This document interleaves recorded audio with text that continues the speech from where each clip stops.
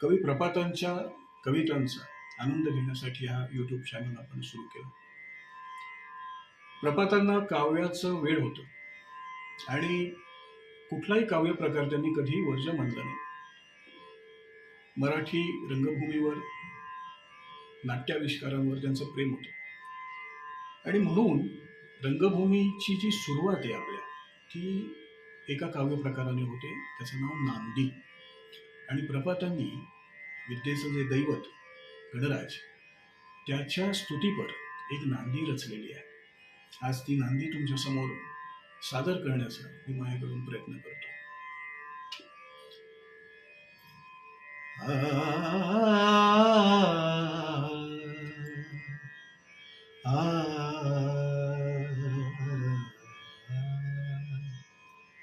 नमन तुला गणराज देवा, नमन तुला गणराज देवा, सकल कलांचा परमेश्वर तू, सकल कलांचा परमेश्वर तू, वंदन करीतो आज सुयश दे, वंदन करीतो आज सुयश दे, विनती तुझे आशीष सुदे, विनती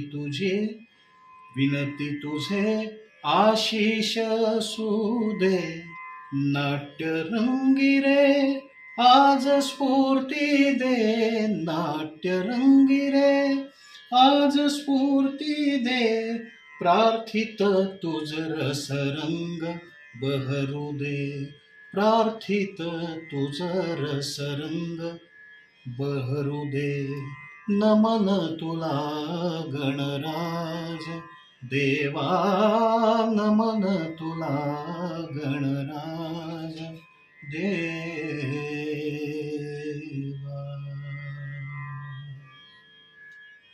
धन्यवाद.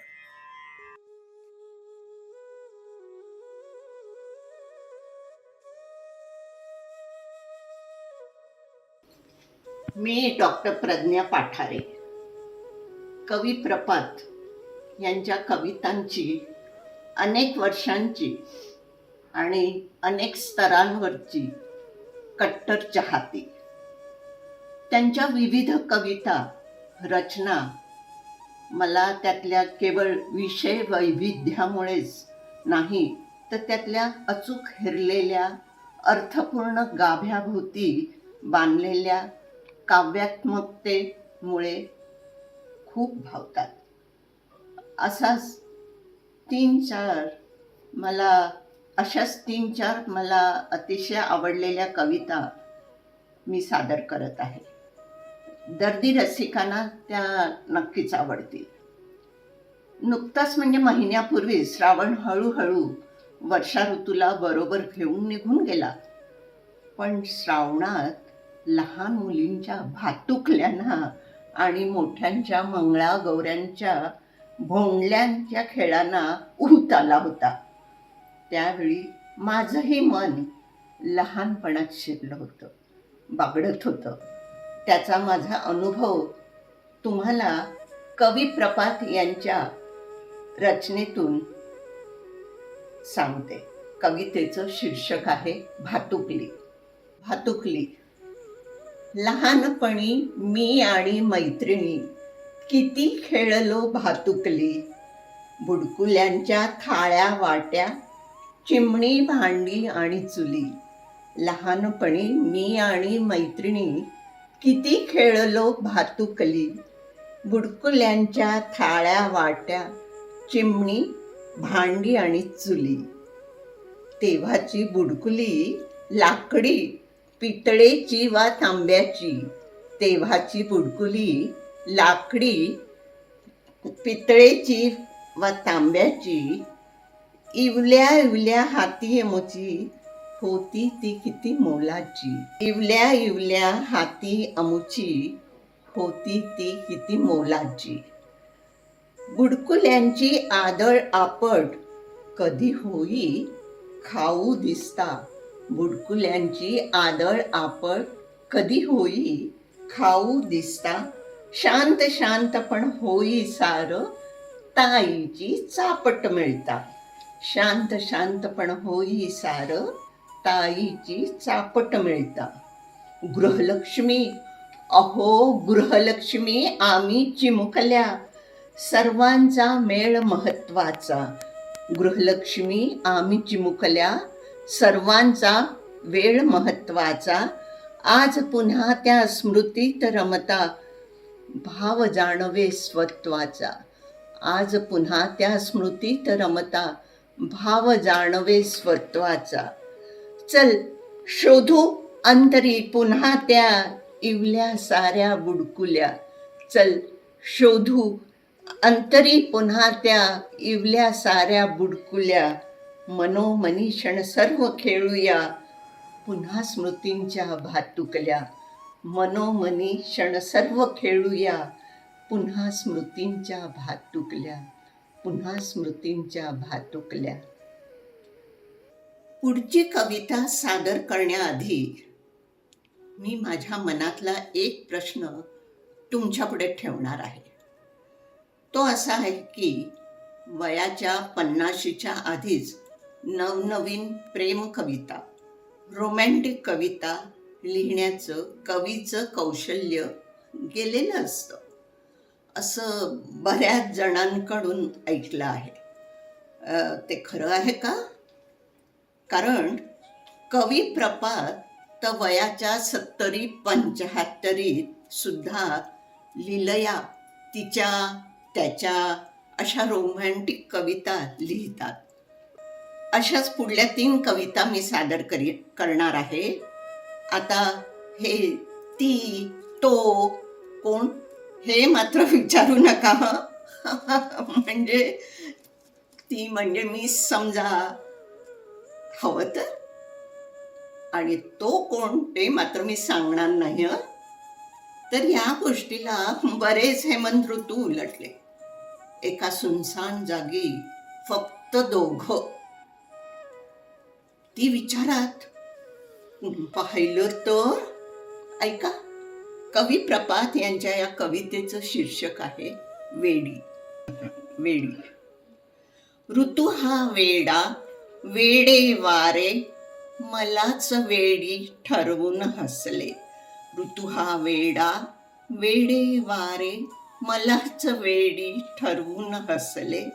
पौष गारवा आणि मी मला तुझ्याच उभेत हरवून बसले. पौष गारवा आणि मी मला तुझ्या उभेतच हरवून बसले. मिठीत आपुल्या पहिल्या वहिल्या, आपण पण का बघत राहिल्या, चावट साऱ्या सांज सावल्या. मिठीत आपुल्या पहिल्या वहिल्या, आपण पण का बघत राहिल्या, चावट साऱ्या सांज सावल्या. भवती असल्या चाळ्यांची बघ, भाव मनी किंचित विरसले. भवती असल्या चाळ्यांनी मग, भावमनी किंचित विरसले. पौष गारवा आणि मी मला तुझ्या उभेतच हरवून बसले. पौष गारवा आणि मी मला तुझ्या उभेतच हरवून बसले. प्रसन्न तरीही ऋतू हा अवखळ, झऱ्या नद्यांची जळात खळखळ. हिरव्यातून वाऱ्याची सळसळ. प्रसन्न तरीही ऋतू हा अवखळ, झऱ्या नद्यांची जळात खळखळ. हिरव्यातून वाऱ्याची सळसळ. ताटव्यात अशी असू दे दरवळ, ऋतू कितीही हसले रुसले. पौष गारवा आणि मी मला तुझ्या उभेतच हरवून बसले. ताटव्यात असू दे अशी दरवळ, ऋतू कितीही हसले रुसले. पौष गारवा आणि मी मला तुझ्या उभेतच हरवून बसले. तुला मला एकांत हवा रे, पण ताऱ्यांचे वरून पहारे, अन झुळकांचे थंड इशारे. तुला मला एकांत हवा रे, पण ताऱ्यांचे वरून पहारे अन झुळकांचे थंड इशारे. काय करू रे मी वेडी, या ऋतूत बघ गुंतून अशी फसले. काय करू रे मी वेडी, या ऋतूत बघ गुंतून अशी फसले. पौष गारवा आणि मी मला तुझ्या उभेतच हरवून बसले. पौष गारवा आणि मी मला तुझ्या उभेतच हरवून बसले. उभेतच हरवून बसले, हरवून बसले. अशीच दोघं, तो आणि ती, एका सुनसान जागी. तुम्ही उगाचच भलत्याच काही कल्पना करू नका हं. त्यांच्यात फक्त वरवरची बोला चाले, बाची नाही. तरीही ती काहीशी रडवेली. त्याला म्हणाली, जा, नकोस तू कधी माझ्या दृष्टीनं पाहू. सदान कदा आपलं तुझेच, माझा दृष्टिकोन असा, माझा दृष्टिकोन तसा. तो जरासा बरमला. मग एकदम म्हणाला, मला दे तुझे डोळे, तुझही गूढ समजू दे मला. खरंच म्हटलं, राजा ऐक ना जरा, कवी प्रपात यांची कविता. शीर्षक आहे डोळे. हवे तुला जर माझे डोळे काही गूढ शोधण्याला. हवे तुला जर माझे डोळे काही गूढ शोधण्याला. निपट अगोदर झटकन माझ्या पापण्यातल्या पाण्याला. निपट अगोदर झटकन माझ्या पापण्यातल्या पाण्याला. एक परंतु दिसेल जे त्यावरी नको तुझ्या शंका किंतु. एक परंतु दिसेल जे त्यावरी नको तुझ्या शंका किंतु. डोळे असतील माझे पण ते सारं पाहणारा तू. डोळे असतीलही माझे पण ते सारं बघणारा तू. डोळे हे तर फक्त झरोके, न्याहाळत असतं ते मन. डोळे हे तर फक्त झरोके, न्याहाळत असतं ते मन. भूत भविष्यातील तारांगण आणि विहंगम उडते क्षण. भूत भविष्यातील तारांगण आणि उडते विहंगम क्षण. संकुचित कधी कधी विस्तृत, कधी बघे ऊन कधी सावल्या. संकुचित कधी कधी विस्तृत, कधी बघे ऊन कधी बघे सावल्या. कधी मन बघत अलौकिक, कधी कभिन्न काळ्या बाहुल्या. कधी मन बघत अलौकिक, कधी कभिन्न काळ्या बाहुल्या. बघण्यासाठी काही आगळं मनिस्पंद हवेत निराळे. बघण्यासाठी काही आगळं मनिस्पंद हवेत निराळे. फक्त गवाक्षच हवी नवी तर अवश्य घे माझे डोळे. फक्त गवाक्षच नवी हवी तर अवश्य घे माझे डोळे. अवश्य घे माझे डोळे. मावळतीची वेळ. अजून बंद न झालेलं उद्यान. एक फांदीला बांधलेला हिंदोळा. हिंदोळ्यावरती तो तिला विचारतोय, कदाचित मुद्दामच पण गमतीत, मला झोका दे म्हणतेस? तू राणी मी दास? ती उत्तरते, तसं नाही रे. तू झोका देतोस तेव्हा किती किती छान वाटतं, रोमॅन्टिक वाटतं. आणि तसंही किती सख्यांना त्यांचे सखे मस्तसे झोके देतातच की. नुसत्या आपल्यातच नाही, निसर्गात सुद्धा. तो काही म्हणण्याच्या आधीच ती म्हणाली, कवी प्रपातांची एक मस्त कविता ऐकवते, मज्जा वाटेल. शीर्षक आहे झोका. चल झुलवूया हिंदोळा, आवडता माझा चाळा.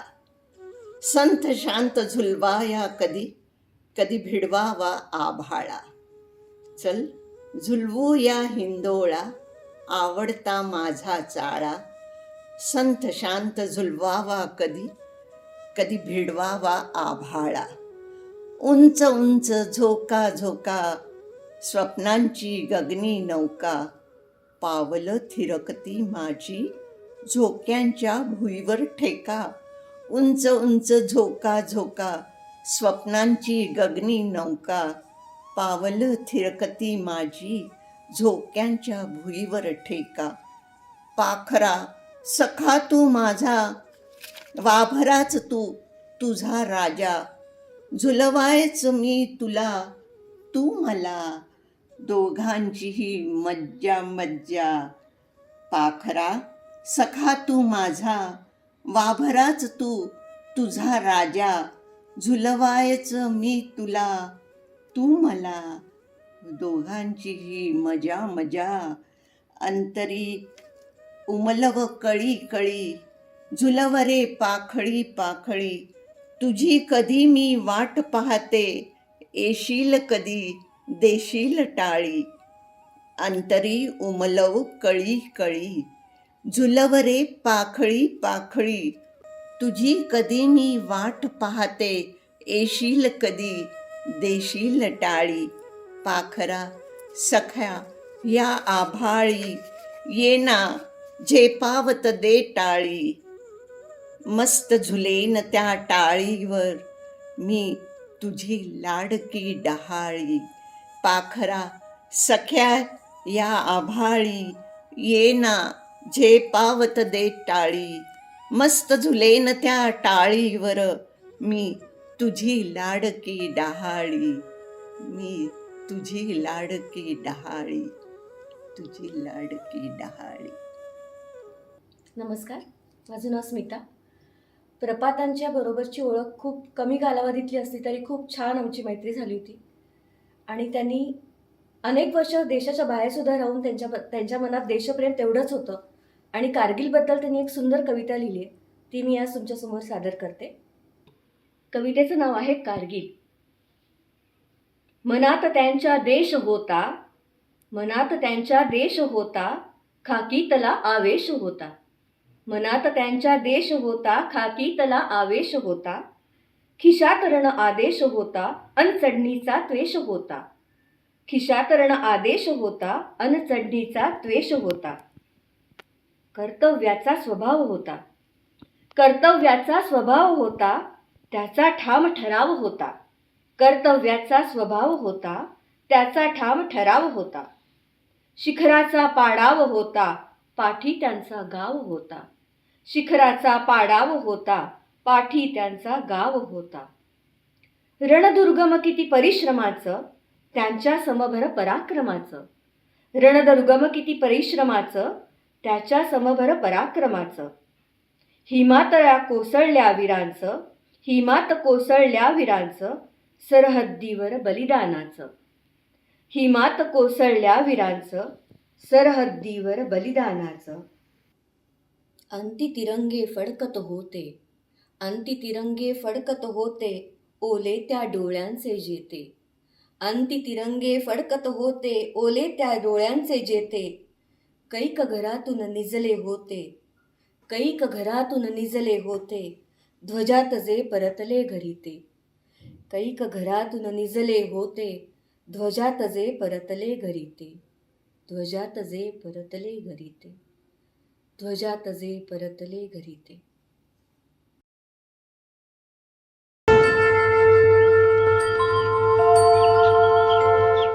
पायी हळूहळू चाला, मुखाने मोरया बोला. पायी हळूहळू चाला, मुखाने मोरया बोला. गौरी तनया आम्हाला या आशिष निरोपाला. गौरी तनया आम्हाला या आशिष निरोपाला. गणपती बाप्पा मोरया. पुढच्या वर्षी लवकर या. तुम्ही जाता हो गावाला पण चैन पडेना आम्हाला. गणपती बाप्पा मोरया. पुढच्या वर्षी लवकर या. गौरी आईची मिळाली माया, असू दे अशी आम्हावर छाया. पुढल्या वर्षी परतून या आम्हा मायेने भेटाया. गणपती बाप्पा मोरया. पुढच्या वर्षी लवकर या. गणपती बाप्पा मोरया. पुढच्या वर्षी लवकर या. थँक्यू.